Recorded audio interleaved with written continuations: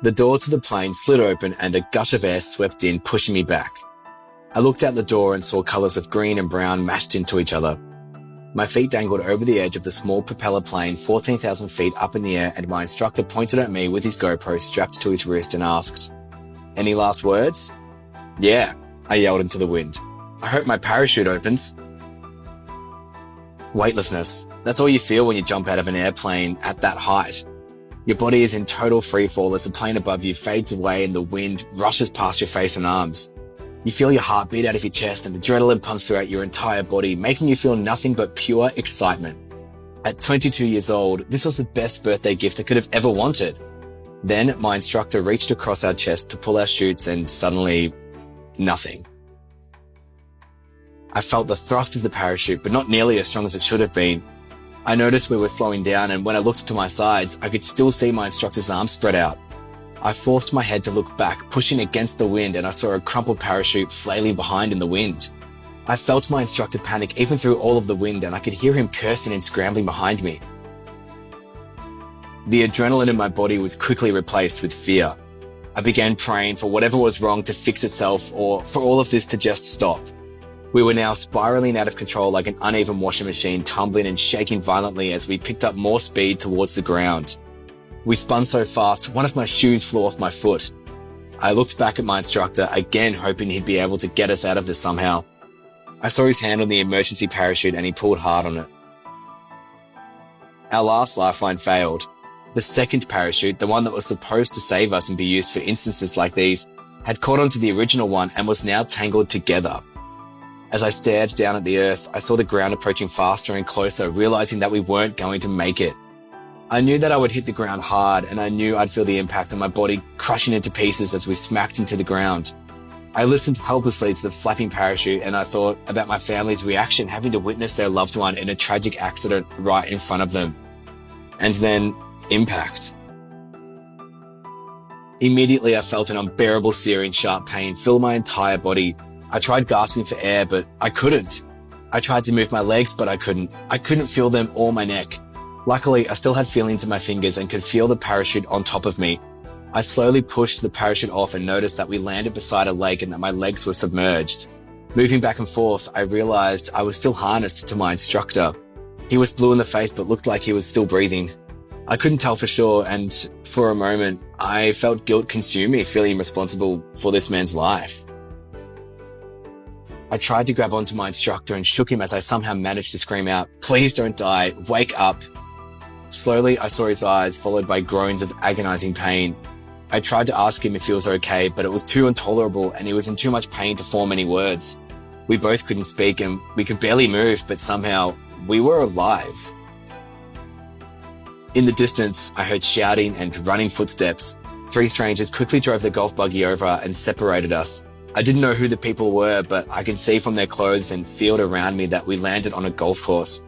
All of a sudden, I heard some people yelling my name. I tried to look over to them, but I couldn't move my neck or upper body. A few family members had run all the way from the airstrip and had seen the entire accident unfold. As I was hysterically sobbing in immense pain, I got lifted into the back of an ambulance, unable to move my body. All I could hear was my mum yelling out that she loved me.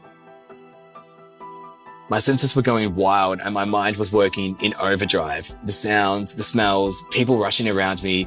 Where was I? Was this real? I felt like I was looking down on myself in the scene of a movie. Lights in my face, needles and tubes coming out of my arms and mouth. I was in the hospital. Suddenly, my whole body was consumed by pain like I had never had before. Then I heard a nurse say it. Parachute incident.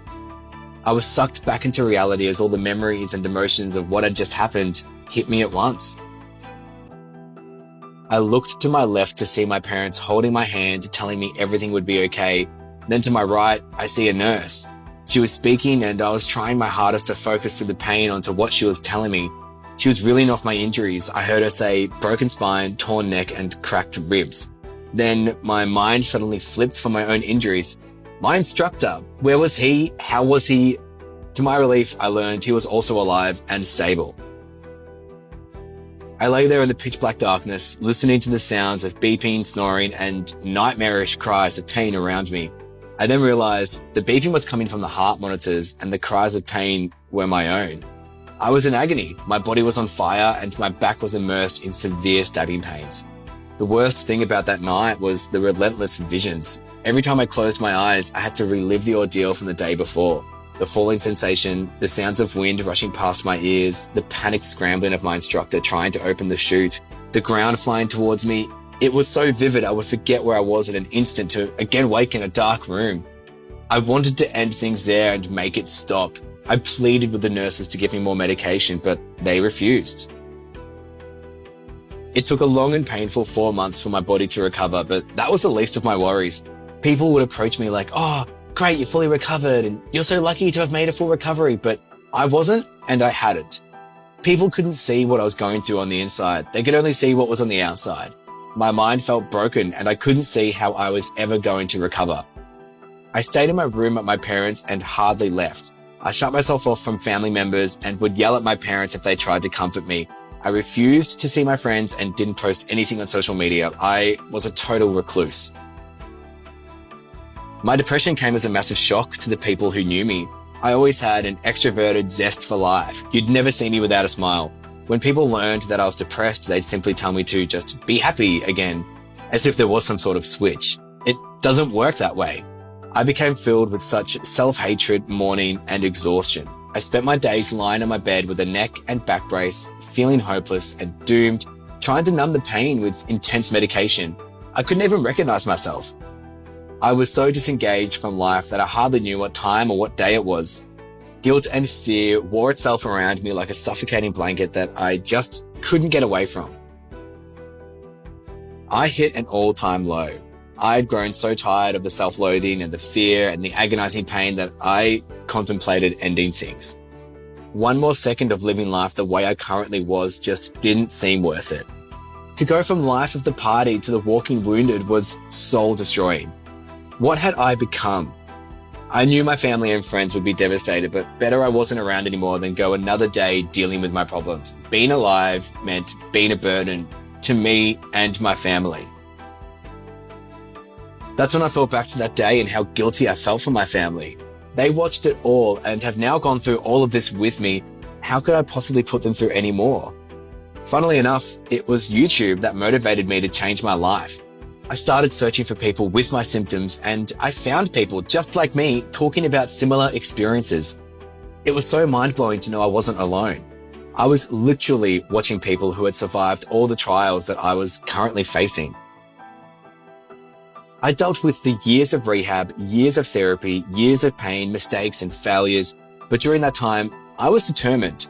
I was determined that one day I will share my story and hopefully inspire people just like I was inspired to get back up and keep going. We must all value the life we've been given and live it to the fullest because you just don't know what's around the corner. Never in a million years did I think I could become the person that I am today. I'm getting back to my colorful, wacky, happy self, and I can firmly say I am a person who truly lives life to the full.